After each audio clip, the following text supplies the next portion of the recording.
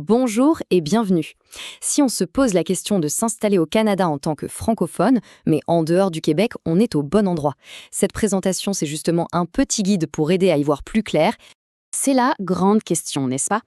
Et la bonne nouvelle, c'est que non. Le Canada francophone, ce n'est pas juste le Québec. Il y a plein de communautés super dynamiques, vraiment d'un océan à l'autre. Alors aujourd'hui, on va explorer quelques-unes des options les plus connues, juste pour se faire une bonne idée de ce qui existe. Alors 31 500, qu'est-ce que c'est? Eh bien, c'est l'objectif que le Canada s'est fixé pour 2027. C'est le nombre de nouveaux résidents permanents francophones qu'il souhaite accueillir en dehors du Québec. Ça montre qu'il y a une vraie volonté de faire grandir ces communautés.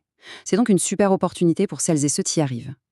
Alors voici le plan de match pour aujourd'hui. On va commencer par voir le Canada comme un pays de choix. Puis, on regardera l'expérience dans les grandes villes et ensuite dans les centres régionaux plus petits.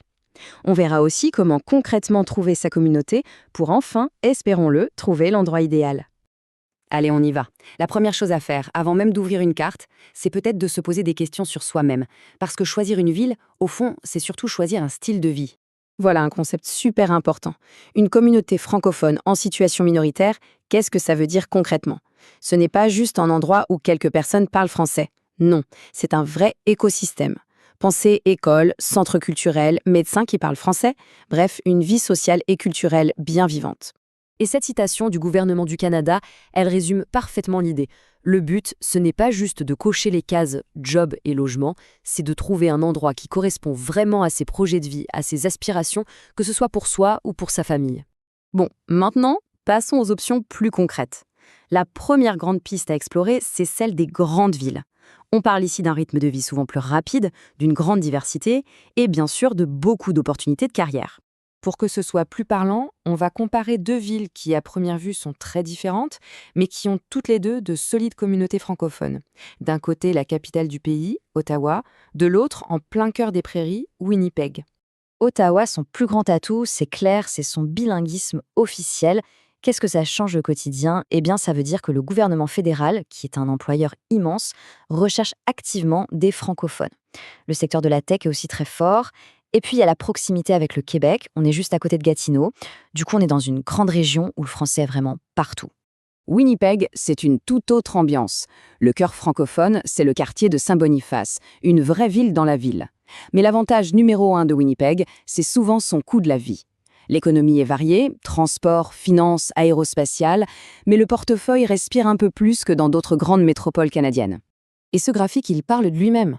Regardez la différence de prix pour une maison. On voit tout de suite qu'acheter à Winnipeg ou à Moncton, c'est beaucoup, beaucoup plus abordable qu'à Gatineau, juste à côté d'Ottawa.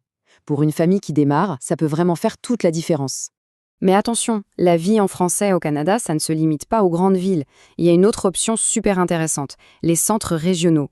Là, on parle d'un rythme de vie différent, peut-être plus calme, et de communautés où les liens sont souvent plus forts.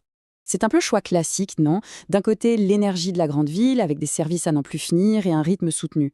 De l'autre, le charme des plus petites villes, avec un coût de la vie plus doux, des gens qui se connaissent et la nature à portée de main.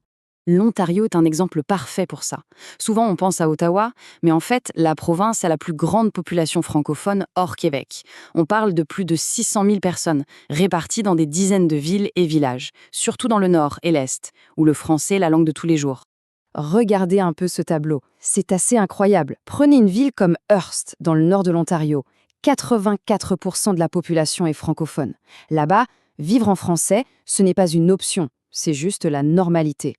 Et en plus, c'est la capitale de l'orignal du Canada, c'est pour dire. Kapuskasing, Clarence-Rockland, ce sont de vrais bastions francophones.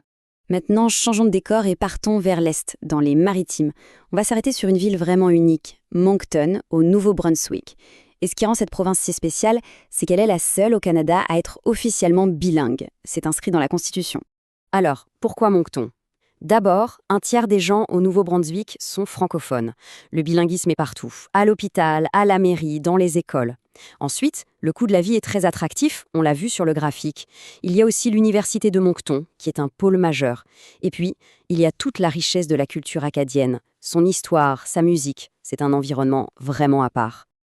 Ok, donc on a choisi une ville, c'est super, mais après, Comment on fait pour trouver son quartier, se faire des amis? Bref, pour vraiment s'intégrer. Cette partie, c'est pour donner quelques pistes très concrètes. Pour bien comprendre ce que c'est, une communauté qui vit vraiment en français, on retourne à Winnipeg, dans le quartier de Saint-Boniface. C'est un exemple parfait de ce qu'on recherche. À Saint-Boniface, il y a tout. Des lieux chargés d'histoire, comme la fameuse cathédrale, un musée super intéressant sur l'histoire des Métis et de Louis Riel. Et surtout, des événements qui rassemblent tout le monde, comme le Festival du Voyageur, une immense fête de la culture franco-manitobaine en plein hiver.